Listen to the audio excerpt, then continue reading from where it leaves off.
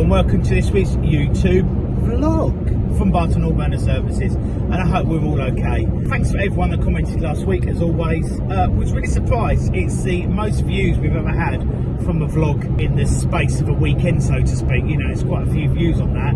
The reason I'm surprised is because I didn't think it was that good myself. We struggled to record a lot of stuff on it. Because of various situations, the water, I was freezing cold, shaking with the camera, stuff like that. So yeah, to get that amount of views and the comments we got, we'll take it. So once again, thank you very much, and as always, please feel free to subscribe if you haven't. So moving on to this week's vlog, it is going to be a boiler install. We haven't done one of them for a while. It's just going to be a swap. So it's a Firebird condenser boiler we're taking out that's sprung a leak, and we're putting a Grant 2646 in. So the guy had a choice of two boilers, the Grant or the Sapphire, because we love a Sapphire, but he's going to move in the next year, so he didn't think Sapphire's beneficial, so he's gone for the Grant. So that's what we're doing. I've got my oldest son Ryan with me for a couple of hours this morning to give me a lift as well. The power flush is going to be done in a couple of days, so I'm hoping by sort of lunchtime, just after lunch, I should have her up and running. So the most important thing is, it's -2 outside, it's an outside boiler, I'm going to get freezing cold, I've got my coffee. That's the most important thing. So I'm not going to go on anymore like I normally do, and let's get on with this week's vlog. Best thing about my new van since I kitted it out is this lot, 3000 watt inverter, twin battery and upgraded alternator, brilliant. See, coffee, get that kettle on, boiling away. See, look at this everyone, my little builder's tea box. Can't beat it, honestly. Day like this, let's get the old coffee in. So I'm here, one Enviromax. As you can see, there's a condenser going the ground there. The old boiler was on lintels, so we need to sort that out because that's not very good. And obviously it was really tight against here as well, downpipe, which is also not very good. And you can see the cable is just sort of flopping in the bottom, which also isn't very good. So I'm just going to rip this out and get it drained down now. And yeah, when they fit that, you can see they've done a good job there. No external isolator. So yeah, a bit to do here. So let me get it drained. So to drain the C35, right under there, look. Silly place to have it. Could have had it a bit further forward. Okay, so I'm just draining now, as you can see. Water. Crystal clear. The header tank's not telling you that. It's disgusting, so we'll be hoovering that out soon. Just to make you all aware, on the Firebird, this is the later one, it's got the metal trap. Okay, if you ever see one that's got the plastic condenser trap there, get rid of it, get the later one, because they rot out, otherwise they're rubbish. So yeah, just get the later one. That's not ideal, clearly. Okay, but yeah, always a top tip that, make sure you buy them and put them on. Always handy to keep one in your motor. RDB burner on these digital boxes, always going wrong. Even got a fault code reader on here. Sometimes I actually tell you what it is correctly, most of the time they're wrong. And there's your thermostat up here, burner plugs in here on this one. So yeah, all good. I'm going to get this, and while it's draining, I'm going to get my isolator on the wall and get this in, and then we're all up and running on that point of view. I think this chainsaw is going to do my head in, if I'm honest, and it's now -4 here, so I'm freezing. I'm absolutely freezing, but well, I suppose if I work a bit harder and stop talking, I'll warm up a bit, won't I? You've got to love an installer that installs a boiler, and to get a permanent live, they've linked in the switch live, so clearly it's never going to work. So there was absolutely no frost protection on this boiler at all, which is rubbish.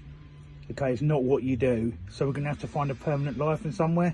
What I'll do is when I come back to fan flush it, I'll bring a Sparky with me, and then he can do that part, because you don't just tag in off something, you do it properly. So that I've got to sort out, which is a bit frustrating. More importantly though, Sapphire boys, got my coffee.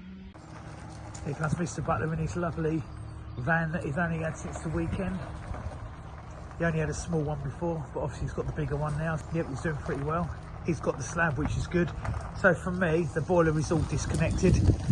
As we can see here, I've cut the pipes, airflow and returns. Boiler's ready to come out, look, like so. And I've got the wiring in as far as I can go at the moment. Say morning, Mr. Butler. Good morning. Enjoying your little ride in your new beast today? Yeah, loving it. Brilliant. Okay, got a slab for me? Yeah, I do have a Brilliant. very heavy slab. Right, let's crack on then, mate. I've connected the pipes that are going to go across. We've insulated them. We put caps on the end and put some water back in just to make sure we've got no leaks here and here. But the boiler's been spun around because the flue was too close to the window here before, so it's going to be spun around a bit. The slab is in place, but we need to lift it up and now cement it down. There's the old soak away. It wasn't in a big enough hole with all the chippings, so we're going to bring that over. We're going to dig that and do all that so it's done a bit better. Go from there. The bottom pipe doesn't look straight, but we've got it pushed down at the minute because, as you can see, we're draining again. We're just letting the water out of it. So yeah, slab down next, boiler in, and yeah, we're off. We're going to go for it. Connected downstairs. I'm just filling it up. Come here. This is filthy. It was like 3 inches deep of rubbish. I'll give it a quick hoover out with the old wet vac, and obviously when I power flush it, I'll give it a good clean, proper clean, and go through it. But this really frustrates me again. I just thought, oh, just in case the ball valve sort of overflows, I'll just check here.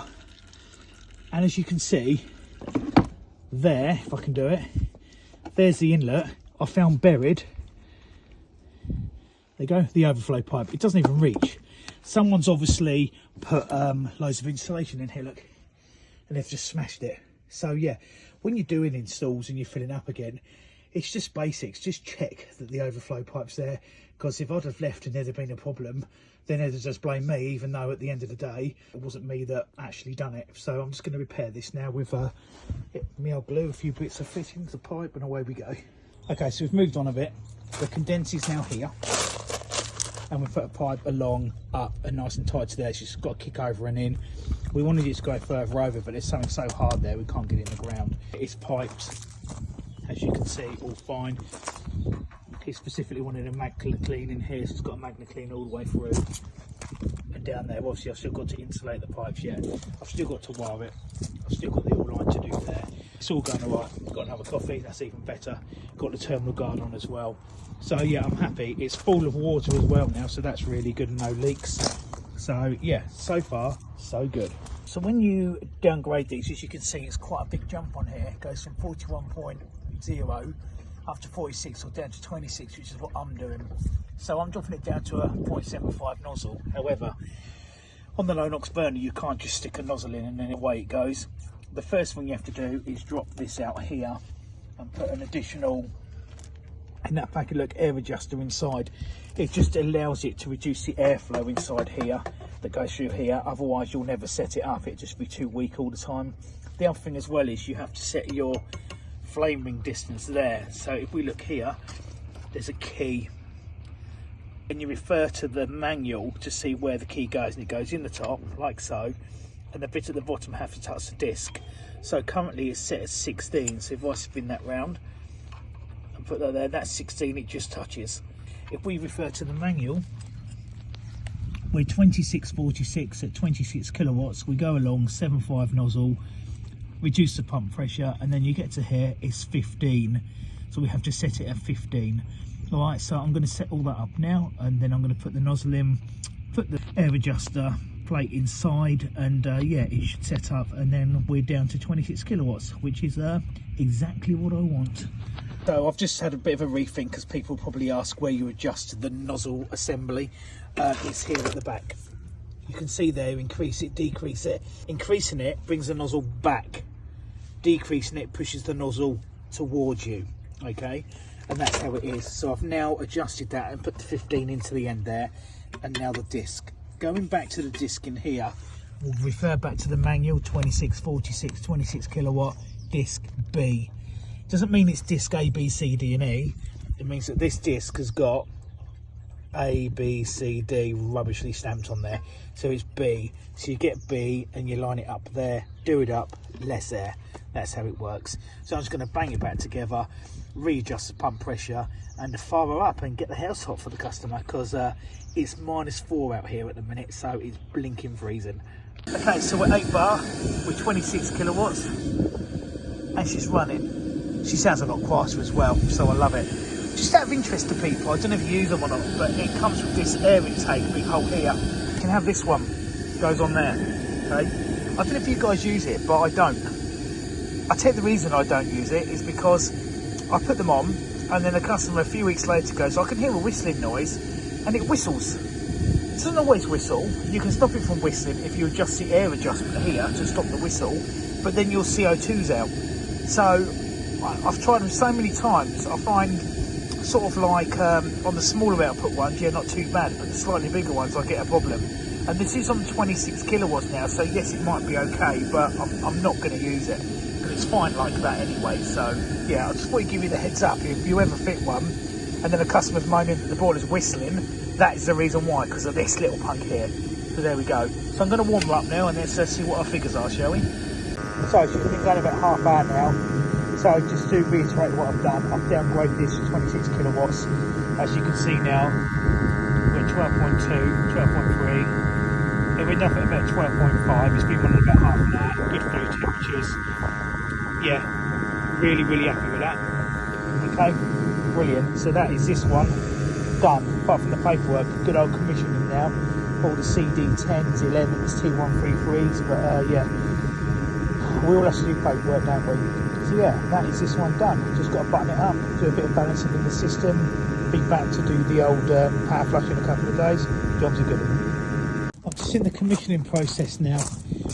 Boiler's done running, the system's balanced, and part of the commissioning process you have to do a T133, which is your oil tank check, and voila. Okay, so with metal tank, not bunded, filter on its side, so clearly that needs rectifying. Looks like it's sweating, but it's not leaking anywhere. So close to the fence, look, 6 inches, too close to the eaves, not on a concrete base. It was put in years ago, okay, so you can't really have a go at them about it, but very clearly, when you say it's not to current regulations, you have to use your nod a little bit. So I'll be filling that form in there, and yeah, I'm just doing the rest of the paperwork with the customer now. That's it, another happy customer. Tick, as you can tell, it's dark. I just got it done in time. Paperwork takes a long time as well, to be honest. The thing is, everyone, and we all know this, you can do the best job in the world of a boiler installation, but if you don't do the paperwork to go with it, you can get yourself in a world of trouble. So I've done all the paperwork, I've set all the boiler up, it's all done, I've gone through it all with the customer, they're very, very happy. Clearly, I do know I have the power flush due in a couple of days, but I thought I'd get the paperwork out of the way now. And yeah, it's absolutely purring along. The oil tank's a bit shocking, but hey, like I said a little while ago, it is what it is. It's been there ages. There's not a lot I can do about it. So that's it. That's us done for this week, everyone. I hope you enjoyed the vlog from Barton Burner Services, and have a great weekend. And until next time, everyone, as always, stay safe.